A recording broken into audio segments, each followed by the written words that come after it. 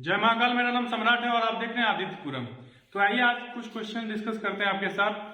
तो क्वेश्चन है, पहला क्वेश्चन है कि दो संख्याओं का अनुपात 3:4 है। दो संख्याओं का अनुपात क्या है? 3:4 है। उसका जो है मौसो दिया हुआ है, मौसो 15 है और आपसे पूछ रहा है उसका लघुत्तम समावर्तक क्या होगा। इस तरह के क्वेश्चन जो आए दिनों एग्जामों में देखने को मिलते हैं। तो चलिए इसे सॉल्व करते हैं। सॉल्व करने देखते हैं कि कैसे सॉल्व किया जाता है इस तरह के क्वेश्चन के। तो सबसे पहले हम क्या करेंगे कि 3:4 जो दिया हुआ है उसे लिख लेंगे, ठीक है। अब देखिए इस दोनों के बीच का जो है ना टर्म निकालेंगे। टर्म कितना निकल के आएगा? एक जो है इसका क्या हो जाएगा? मौसा हो जाएगा। 1 यूनिट बराबर दिया हुआ है यहाँ पे कितना? 15, ठीक है। 1 यूनिट बराबर क्या दिया हुआ है? 15। अब देखिए इसका हमें क्या पूछ रहा है? एलसीएम पूछ रहा है, ठीक है। तो अब इस दोनों यूनिट को जो है गुना करेंगे। दोनों यूनिट को क्या करेंगे? गुना करेंगे। तो दोनों यूनिट को गुना करने के बाद कितना निकल के आ जाएगा? 4 दिया 12। अब 1 यूनिट का वैल्यू है 15, तो 12 यूनिट का वैल्यू कितना हो जाएगा? अब इस दोनों को गुना करेंगे, ठीक है। तो 15 दूना 30 के शून्य बाकी रहा 3, तो 15 3 18। 180 जो है इसका क्या हो जाएगा? एलसीएम हो जाएगा, ठीक है। तो चलिए अब दूसरे क्वेश्चन पे चलते हैं। दूसरा क्वेश्चन है कि दो संख्याओं का अनुपात 4:5 है और उसका गुणनफल जो है ये दिया हुआ है 5120। तो उसका पूछ रहा है कि लघुत्तम समावर्तक क्या होगा। तो देखिए ये दो संख्या, सबसे पहले उसे लिख लेंगे। 4:5 दिया हुआ है। अब इस दोनों को गुना कीजिए। इस दोनों को जब गुना करेंगे तो कितना निकल के आएगा? तो 20 यूनिट का वैल्यू हमें दिया हुआ है। 20 यूनिट का वैल्यू कितना दिया हुआ है? 5120। अब देखिए इसको 0 0 को कैंसिल आउट कर दीजिए। 2 से इसको कटाइए। 2 दूना 4, 2 पंचे 10, 2 छके 12। 1 यूनिट का वैल्यू हमको निकल के आ गया कितना? 256। 1 यूनिट का वैल्यू कितना निकल के आ गया? 256, ठीक है। एचसीएफ पूछ रहे हैं कि लघुत्तम समावर्तक पूछा है। तो इस दोनों के बीच में जो है टर्म देखेंगे। टर्म कितना है? 1 ही यूनिट का टर्म बचता है इस दोनों के बीच में। तो एचसीएफ जो है 1 हो जाएगा। 1 का वैल्यू कितना हो गया? 256। 256 हमारा आंसर हो जाएगा, ठीक है। तो चलते हैं अब अगले क्वेश्चन पे। अगला क्वेश्चन क्या है कि दो संख्याओं का अनुपात 7:9 है। दो संख्या का अनुपात कितना है? 7:9, ठीक है। तो अब कहता है कि इसका अंतर 10 है, तो दूसरी संख्या बताएं। दो संख्याओं, क्वेश्चन देखिए, क्वेश्चन को समझिए अच्छे से। दो संख्याओं का अनुपात दिया हुआ है क्या है? 7:9 है और दोनों संख्याओं का अंतर कितना है? 10 है। तो अब पूछ रहा है कि दूसरी संख्या कौन सी होगी। तो देखिए इस दोनों के बीच में जो है कितने का अंतर है? तो 2 का अंतर है। तो 2 का वैल्यू हमें दिया हुआ है 2 बराबर जो है कितना दिया हुआ है? 10। अंतर दिया हुआ है 10। तो अंतर इस 7 और 9 के बीच में कितने का अंतर? 2 का। तो 2 बराबर हमें 10 दिया हुआ है। तो 1 का यूनिट प्लेस क्या हो जाएगा? 1 का वैल्यू हमें निकल के आ जाएगा 5। 1 का वैल्यू कितना निकल के आ गया? 5, ठीक है। अब देखिए ये हो गया पहला संख्या, पहली संख्या। ये 7 है। दूसरी संख्या क्या है? 9 हो गया। अब देखिए 1 का वैल्यू 5, तो 9 का वैल्यू कितना? 45। 9 बचे 45। ये आपका क्या हो जाएगा? आंसर हो जाएगा।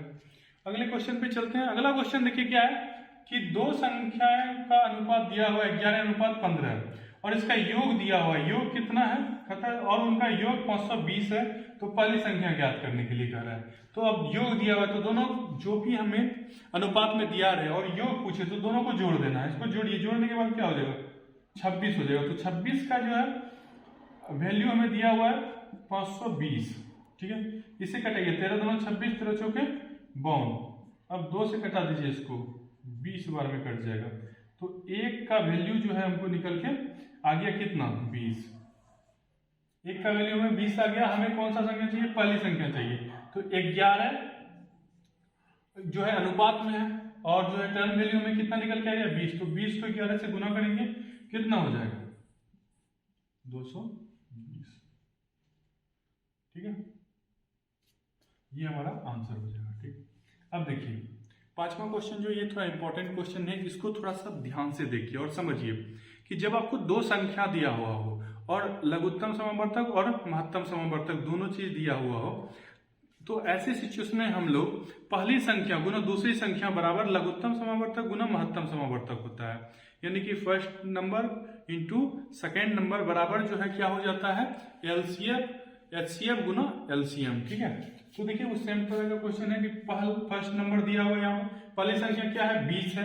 दूसरी संख्या कह रहा है क्या है? ज्ञात कीजिए क्या है। और इसका जो है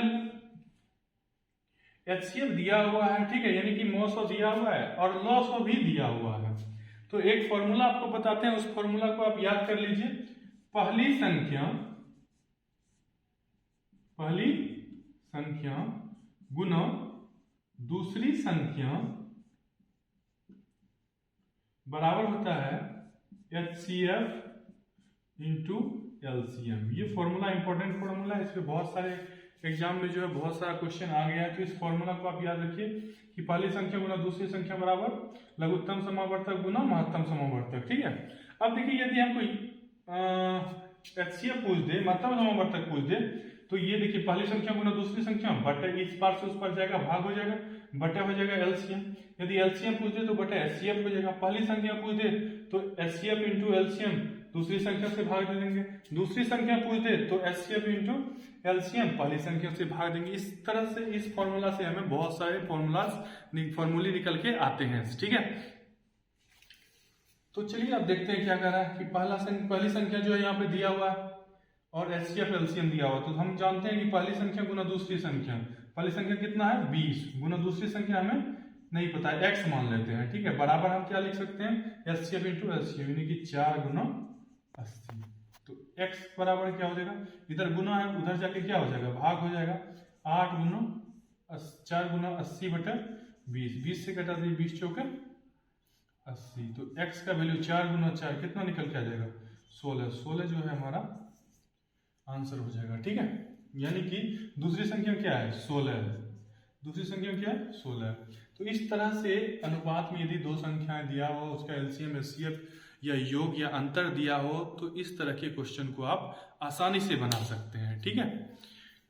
और यदि आपको हमारे वीडियो इंफॉर्मेटिव लगती है तो आप हमारे YouTube चैनल आदित्यपुरम को लाइक शेयर एंड सब्सक्राइब कीजिए और स्टडी रिलेटेड आपका जितना भी ग्रुप है उसमें शेयर कीजिए।